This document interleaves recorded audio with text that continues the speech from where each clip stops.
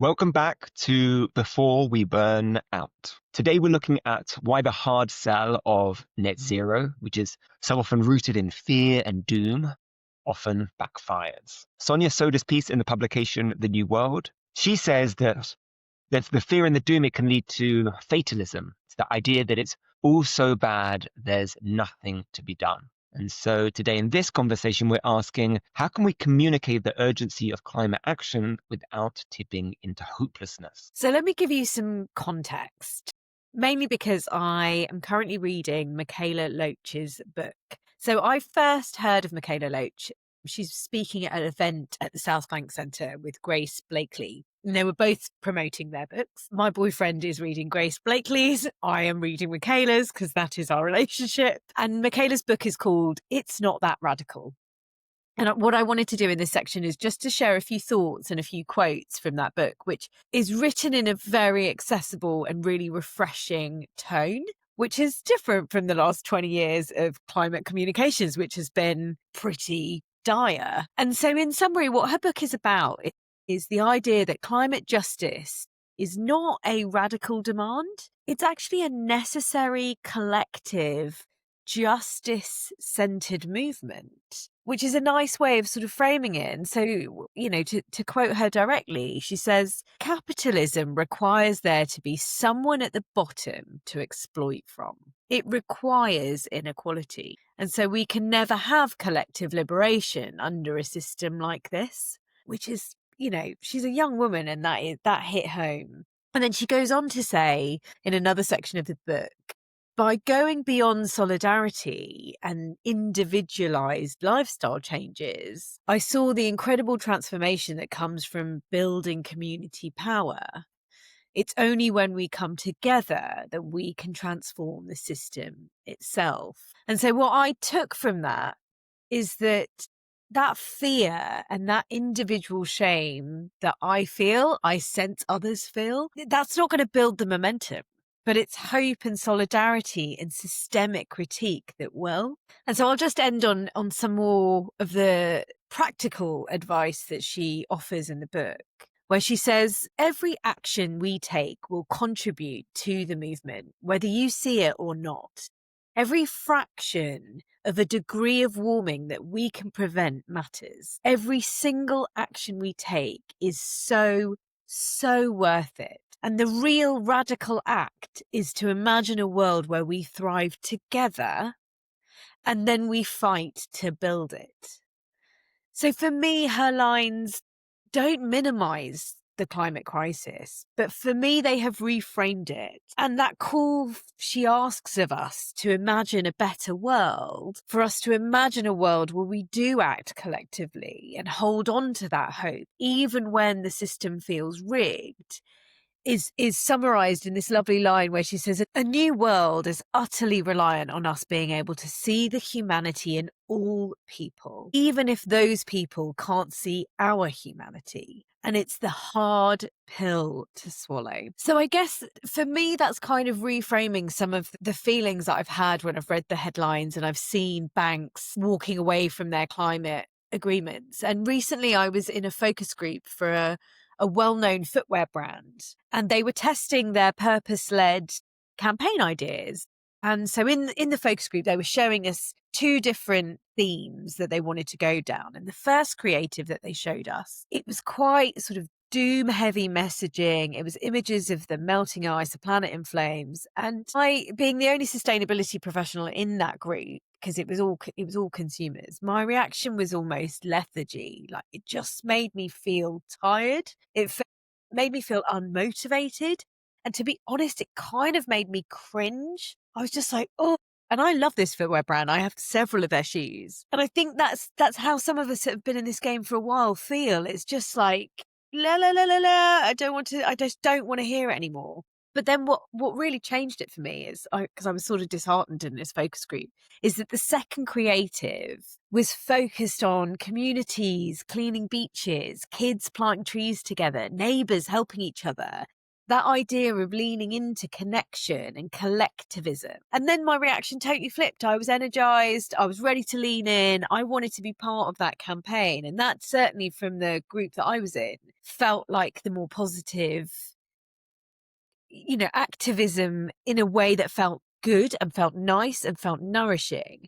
And I think those two things for me, sort of reading Mikaela's book and being part of that real life focus group, crystallized something for me, which is the fact alone, no matter how dire, is not driving action. If they did, I'd have been out of a job 10 years ago. So now what's required is that emotional reframe that either opens us up, or quite frankly, if we don't get it right, it just shuts us down and freezes us. So I am going to share a couple of examples because I didn't want to name the footwear brand, but these campaigns are public. Brands like Nike's Move to Zero frames climate work through innovation and empowerment. Empowerment being a really strong brand theme for Nike. So it's very much kind of progress, don't panic, which I like. I'm a big believer in progress over perfection. So progress, not panic, felt quite nice to me. It felt easy. Patagonia is always anchoring its messaging in shared responsibility and shared community. Like, we're all in this together. So they've never gone down the road of a guilt trip. Even when they did the most famous campaign they did on Black Friday, they encouraged us all to go outside, so it's taking the positive. And then IKEA, their brand is about optimism and joy. And so for them, their climate messaging tends to be climate action starts at home. Their messaging is doable, hopeful steps, not this kind of big abstract thing that we all can't control. And I'm going to just acknowledge that, these brands are not without their faults. There is criticism here that these companies ultimately focus on consumerism and capitalism, but they are some of the few brands that I wanted to share with you as an example of what I mean by kind of reframing climate work. And so I sort of say to you, Sol, we know that fear doesn't sustain action. This is why we've created this podcast, because it's led to people burning out and freezing. And so when you work with people on the edge of burnout that work in this sustainability space, what advice can you offer to how we protect our own energy and still find a way to speak about these issues with some courage and some clarity? Okay, so I'm going to try and come up with a few quite clear and practical examples and tools that we can use, right? I think the best place to start is with that classic analogy of the oxygen mask principle, right? The one that they talk about on aeroplanes, the one that we all know, the importance of putting on our mask before helping others. It's the same with resilience. If we're running on empty, trying to inspire or support anyone else becomes really difficult, and eventually it becomes impossible. So the problem is when we're stretched thin, the first things that we drop are often the ones that nourish us, that give us energy. So whether that's time with friends or music or walks or play or creative pursuits, hobbies, we tend to, as we get increasingly tired, we cling to the tasks that feel urgent and we cut out the things that give us and replenish our energy, right? And we can call this, psychologists call this the exhaustion funnel. And it's one of the fastest ways to burn out. If you imagine a funnel as you slowly get wrapped up tighter and tighter, as you drop out of your life the things that energize you and only do those things that drain you, that feel urgent. And it's about recognizing the necessity of filling our own cup. One of the challenges many of us can have around this is that it feels selfish. It feels selfish to focus on ourselves. But we do realize in time that it actually is the only way that we can stay in this work. So when we see that bigger picture and we start to think about, okay, what maybe have I left behind that used to really give me energy, to sustain me, to keep me going? How can I integrate those things back into my life, knowing that there's an investment in our future sustainability and energetic selves? So the first one is putting on the oxygen mask. The other thing is, a lot of the time we talk about resilience and we talk about the ability to bounce back. And sometimes resilience, though, can be talked about like gritting teeth and pushing through, which isn't how I think of resilience. But on the flip side, the counter to this is around the deliberate cultivation of joy and appreciation and celebration, right? So that for me is fuel. It's sometimes it's asking, okay, well, what is working? Like, who is making progress? Where is there good news out there? And we alluded to some of this, I think, in our first conversation around the algorithm in our heads, around how we have a natural negativity bias. We tend to have this threat detection system in our brain. We're constantly scanning our environment for what's going wrong. So how can we counter that? I've seen youth activists and community groups and even people just pausing to celebrate a small daily win, and genuinely those little moments, those little sparks do matter. If we imagine what meetings, how they would feel different if we began with a round of, okay, so like what gave you hope this week? And it can have such an impact. People light up, and it doesn't erase the hard stuff. It doesn't ignore that or try to pretend it's not difficult or bad stuff isn't happening. But it does also allow us to recognize the good stuff that is also happening as well. So there's something there around celebration and joy. Oh, imagine if a meeting just started with that. It just reframes everyone. I often go to a meeting and think, oh, God, really? Everyone hates meetings. And imagine if you just had to come up with something really positive to say. It's a really nice one. Thanks, all. In every meeting I run, in every workshop I run, I go into any company and I'll always include two things. One will be a practice that brings people into presence. So similar to what we talked about in our last conversation about noticing when we're getting caught in judgment. Okay, let's notice that and bring it back to presence.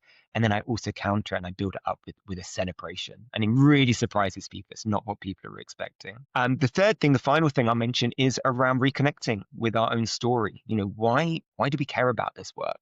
What got us into it? What was the moment that lit the spark for you? Because I think when I speak from that place, when others speak from that place, we get energized and people get energized by our energy. It's infectious. So for me, when I think about what got me connected to this, it wasn't any statistics or facts out there. It was for me the experience of being outdoors, of being amongst the trees. And when I speak from there and I connect to that, it feels different and becomes more real. I think people notice that and they engage with that. So reflective questions that we can take away from this would be, what do I want the world to look like? Have an inspiring vision. What do I want my contribution to have been? And how do I want to feel? How do I want to have shown up? Thinking about looking back at the end of my life, or in 10 years' time, or in 1 year, and then even bringing it back into this week and bringing it back into this day, this hour, this moment. How do I want to feel? What do I want my contribution to be? And I think we can keep it light. I think we can keep it practical, but I think continually coming back to what energizes us and our stories and the vision that we have for the world and our contribution to it gives us the reset that we really need sometimes. I really love that. Thank you. I think sometimes even that last question of just starting the day, maybe when some of these questions can feel like we have to block out a big section of time and really invest in it. But actually that, how do I want to feel today while we're brushing our teeth first thing in the morning? Just that little in setting that intention is such a powerful way to start the day. Yeah, absolutely. And I don't think, sometimes I get accused of like optimism or ignoring the difficult stuff that's happening. For me, this is realism. It is not making things up. It is not forced positive thinking. It is genuinely remembering and recognizing the good stuff that is happening. It's just us allowing ourselves to pay attention to it and use it as fuel. So as we come to the end of this conversation, I think hopefully we're recognizing we're coming from this place that despair alone doesn't sustain us, but reconnecting with what does, bringing joy, reconnection with our own story and what lights us up. That's what I call renewable energy. That's lovely. And as always, we'd really love to hear with what you're experimenting with in your own sustainability work and in your own lives. What strategies, what stories, what prompts, what little tips or tricks are you using that are working for you? Because hope is renewable. So share your stories, share your experiments and your small sparks of joy. And as always, you can find us wherever you listen to podcasts. You can find us on YouTube and on our LinkedIn pages. We would love to hear from you, your thoughts, your stories, your moments of despair, but also of hope. And just thank you for listening and keep going gently. See you next time before we burn out.